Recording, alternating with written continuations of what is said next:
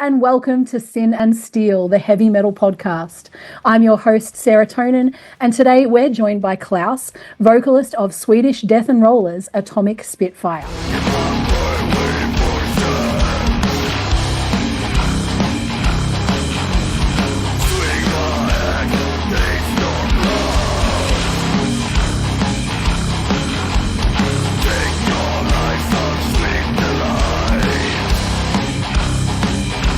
Thank you for joining me. Thank you for having me. So Atomic Spitfire is a fairly new project, having kicked off in 2023 and releasing only a couple of singles so far, which means we're kind of getting in on this nice and early. So I thought it would be nice to maybe start off with a little bit of a getting to know you type question. So you're from Sweden, but whereabouts are you from and what's the heavy metal scene like there? Well, originally I'm from the very, very top north of Sweden, Kiruna. Yep. A small mining town, but I moved here in Uppsala, 2 hours from Stockholm, in 2008. And awesome. The music scene here is really good. They have different kind of genres. We have thrash metal, we have black metal, we have many different, and Stockholm is just a hub for metal. Yeah, that's awesome. And, you know, what are some of your musical influences and what got you into heavy music in the first place? Well, the very first heavier music I listened to was White Zombie, Rob Zombie's band before Rob Zombie. That was the very first one. My brother was listening to that. But before that was like the greaser music, you know, the Elvis, Eddie Cochran, Stray Cats, the rockabilly stuff. Awesome. And I still love that. That is still the influence, especially for Atomic Spitfire. We use a lot of rockabilly stuff. Yeah, I could definitely see that. And it makes sense why you've kind of combined those things. I'm a big fan of some of that stuff myself, especially you mentioned Stray Cats. Love Stray Cats. That was one of the first shows I went to see when I kind of first turned 18 and went with my dad, and we went and saw the Stray Cats, and it was incredible. I can imagine. Is there anything in particular that kicked off your interest in vocals specifically and the style that you do? Yeah, it's a man that unfortunately died in 2001, Lars-Göran Petrov, the singer of Entombed. Yep. His vocal style, his growling, not much technique, just belching out the lyrics. That really caught me on because I'm not the technical guy. I don't do good with rhythm. I don't have any rhythm in my body, so I just love to belch out lyrics. So that is the main focus. Lars-Göran Petrov, they lost his life to cancer in 2021. Yeah, unfortunately. Yeah, but they. Is it right that they are a big influence on Atomic Spitfire and what you do as well, like overall as a band? Yeah. Oh, yeah. Especially the album Uprising, where they've implemented more rock and roll, more riff, more catchy, bouncy riff from that Left-Hand Path, old school, dark, evil. Then they made it more uplifting, more catchy riff, and that caught my ears because I love 80s hard rock like Whitesnake, AC/DC, and I love also death metal. So I want to combine that, and that's death and roll for me. Yes, definitely. No, I love that. It's such a good crossover genre as well. Like death and roll and black and roll, like both just so much fun, and they work so well together. Yeah, I love black and roll also. I try to remember a band's name that I really, really love that is very big, but I can't, for the death of me, remember the name of it. It's a very small genre also, death and roll. Not many bands claim that they play death and roll. Yeah. People just say they play death and roll. We have us, the other Swedish band, Jesus Chrysler Supercar. Yep. They claim to play it, and Kemerov from Greece. Yep. There's like the 3 bands I know for sure that say they play death and roll. Yep, that own it and go by that label. Exactly. Yep. They don't try to stray from it too much. Yep. So what can you tell us about the formation of the band? What brought you guys together and how did that project commence? at the beginning, I was playing in an old school death metal, just plain old school evil death metal. But I got tired of it. I wanted to try something new. I tried punk, I tried everything, but nothing really stick to me. Then I heard Entombed Uprising. This is the thing. This is the thing I want to do. I need to collect people. And I reached out for forums everywhere. And I finally got in touch with a guitarist. And he had the same vision as me. We started to write riffs. And then we got a drummer. And finally bassist, because I played bass before. But it didn't work. Vocals and bass is really hard. I can do one thing, but not both. The band name is from an album name from a band called Godzilla Was Too Drunk to Destroy Tokyo. What a name! Yeah, it's a Polish stoner band. Okay. No, that's great. And so it was from one of their albums. Yeah, it's called Atomic Spitfire.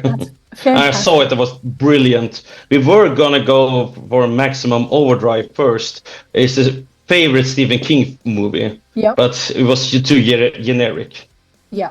I think Atomic Spitfire fits better. It really works for your music. I think it matches the vibe of what you're doing. It matches the sound and all of those things very well. Exactly, and that's why the UK also love us, because the Spitfire is a very important fighter jet in the UK. It helped them in the World War. No, that's awesome. And then we recorded the first two songs, Neon Rain, that we have out now, and the other one is Turbo, that we never really released. We released it, but deleted it because we didn't like the song. And then we just started to gig, and we saw people even dancing and dancing to death metal. That is strange. So we made more and more catchy songs, implemented even stoner vibes. But now we have changed the lineup. It's just me in the original lineup. And now we are doing even more rock and roll. With the new songs, even more Motorhead, less stoner, more party. I have seen in some reviews your stuff get labeled as like party death metal, which I guess is kind of like the equivalent of party thrash, right? Which just the vibe's immaculate. It just sounds like so much fun. And is that kind of how it comes across when you play live? Yeah, exactly. We can't stop moving when we play live. Our bassist was called the Duracell Bunny. Because he couldn't stop moving, and he went everywhere on the stage. We didn't play exactly right notes, but we had fun live. And we tried to implement the audience. We tried to get them dancing. I go down to the audience and party with them. Exactly. We don't do that stuff that you need to look so true, so menacing. No, I don't like that stuff. I have done that before. I want to party. Have fun. No, that sounds like a great time. And how has your music been received? How have the gigs gone down? What sort of feedback have you been getting so far?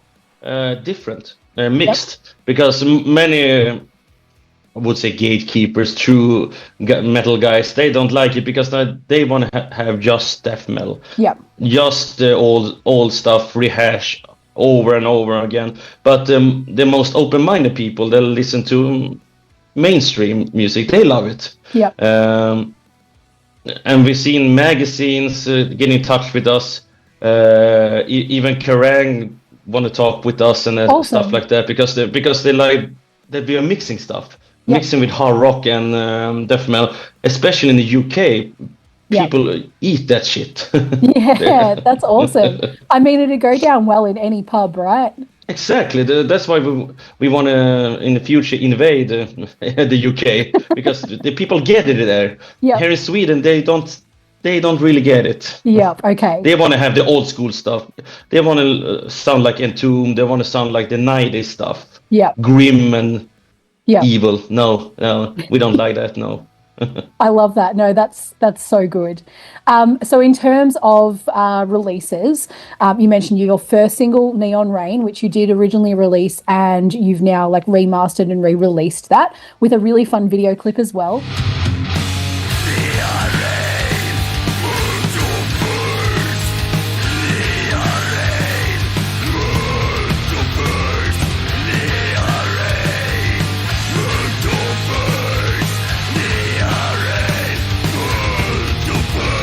What would you like to share about the single and the film clip?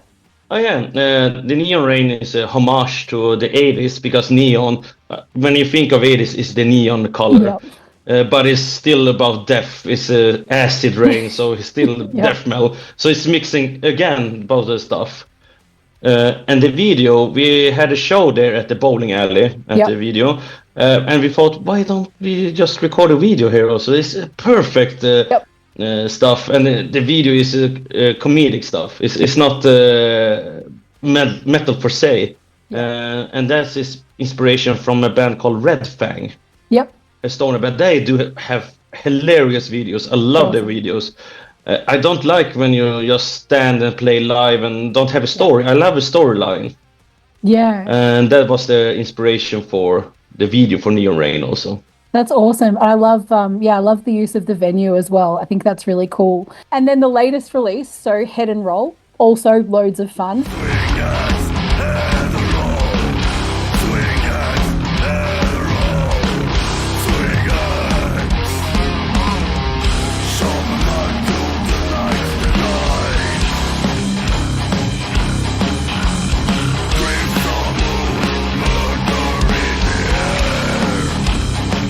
That one in particular, it's really cool because there's some parts of it that actually remind me of an Australian band. So have you heard of the band Bloodduster by any chance? Yeah, by your channel.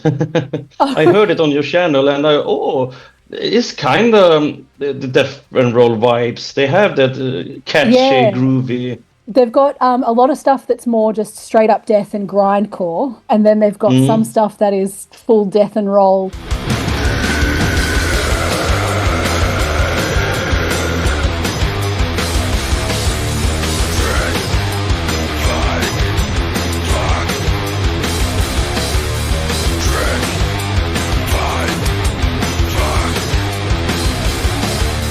And yeah, there's a few parts of that track that reminded me of them, which is, to me, is fantastic. Like they're an iconic band here. They're deeply rooted in our heavy metal scene here in Australia, and they are a band that just, I absolutely love. So it was really cool to hear some stuff that reminded me of that, and such a throwback to those sorts of things.